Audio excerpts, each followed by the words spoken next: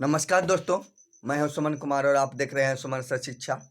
और हम लोग अभी पेसिव वॉइस पर चल रहे हैं और हम लोग प्रेजेंट इंडेफिनिट और प्रेजेंट कंटिन्यूअस पढ़ चुके हैं। आज हम लोग प्रेजेंट परफेक्ट पढ़ेंगे। तो प्रेजेंट परफेक्ट में सबसे पहले अगर हमारा सेंटेंस अफर्मेटिव है तो सबसे पहले हम लोग सब्जेक्ट लगाते हैं। सब्जेक्ट के अनुसार आप हैज लगाएंगे या हैव लगाएंगे, उसके बाद बीन लगाएंगे और उसके बाद वर्ब के थर्ड फॉर्म का प्रयोग करेंगे। जैसे I have been taught, I have been taught, मुझे पढ़ाया जा चुका है।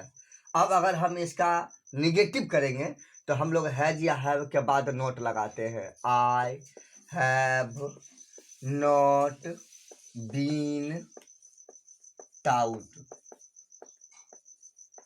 मुझे नहीं पढ़ाया गया है। अब हम इसके इंट्रोगेटिव पर चलते हैं। इंट्रोगेटिव पर जब हम लोग चलेंगे तो हम लोग जानते हैं कि इंट्रोगेटिव सेंटेंसेज दो तरह के होते हैं। एक वे सेंटेंसेज इंट्रोगेटिव होते हैं जहां पर वाक्य के शुरुआत में ही क्या लगा रहता है, और एक वे सेंटेंसेज होते हैं जहां हिंदी वाक्य के बीच में क्या, कब, कहाँ, कैसे लगा रहता है, जिसे हम लोग WH question type word sentence कहते हैं।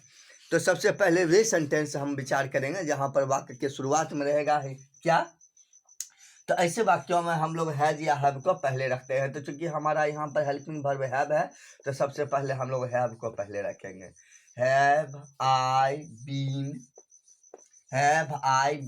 Taught, have I been taught, क्या मुझे पढ़ाया गया है, ये क्या मैं पढ़ाया जा चुका हूँ, इसका हिंदी ये होता है। अब हम इसमें निगेटिव पर चलते हैं। हेल्पिंग वर्ब वाले में निगेटिव चलेंगे तो कैसे बनाएंगे। Have I not been taught, क्या मुझे नहीं पढ़ाया गया है। अब दूसरी तरह की बात जहां पर वाक्य के बीच में लगा रहता है क्या, कब, कहाँ, कैसे। जैसे मुझे क्यों नहीं पढ़ाया गया है। अगर इस तरह की वाक्य है कि मुझे क्यों नहीं पढ़ाया गया है तो हम लोग लिखेंगे why have I not been taught, मुझे क्यों नहीं पढ़ाया गया है। इस तरह से बहुत सारे वाक्य हम लोग बना सकते हैं। बस ध्यान ये देना है कि हम लोग हर हाल में इसमें हैज और हैव का प्रयोग करना है, आपको बीन का प्रयोग करना है और वर्ब के थर्ड फॉर्म का प्रयोग करेंगे। कल मैं अपने अगले वीडियो में मैं आपको बताऊंगा कि अगर हम लोग पास्ट टेंस में चलते हैं तो पेसिव वॉइस कैसे बनाते हैं। और एक छोटी सी बात जो मैं आपके साथ शेयर करना चाहता हूँ, एक छोटी सी कहानी मैंने कहीं पढ़ी थी कि एक शेर था जिसे किसी शेरनी से प्रेम हो गया और उसके पास वह जाता है और कहता है कि मैं तुमसे शादी करना चाहता हूँ। तो शेरनी उससे कहती है कि देखो मैं शादी करने के लिए तो तैयार हूँ, लेकिन एक बात है कि तुम तो शेर हो, जंगल के सभी जानवर तुमसे डरते हैं, कोई तो तुमसे प्रेम करता ही नहीं है।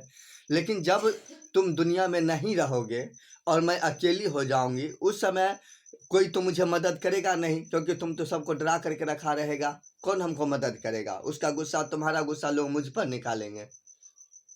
इसीलिए पहले तुम जंगल के जितने जानवर हैं सबसे जा करके पहले दोस्ती करो, ताकि तुम दुनिया में रहो या नहीं रहो मुझे कोई भी आदमी नफरत ना करे, सभी लोग मुझसे मिलजुल के रहे।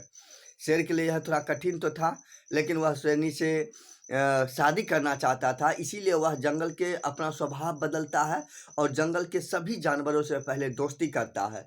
जब शेरनी को लगता है कि अब ये स्वभाव इसका बदल गया है और ये वास्तव में सबसे दोस्ती कर चुका है, जंगल का कोई भी जानवर इसे डरता नहीं है, सभी इसे हिल-मिल कर रहते हैं, तब वह उससे शादी कर लेती है। कहने का मतलब यह है कि अगर हम अपने आसपास के लोगों से मिलजुल के रहते हैं तो बहुत सारी मुसीबतें अपने आप ही हल हो जाती है। लेकिन अगर आप अपने अगल-बगल के लोगों से मिल के नहीं रहते हैं तो ढेर सारी नई-नई मुश्किलें अपने आप आपको क्रिएट हो जाती है और कोई भी आदमी आपको मुसीबत पर साथ नहीं देता है। तो हम इस सभी लोग अपने आसपास के लोगों से मिलजुल के रहें। इसी शुभकामनाओं के साथ मैं यह वीडियो समाप्त करता हूँ। धन्यवाद।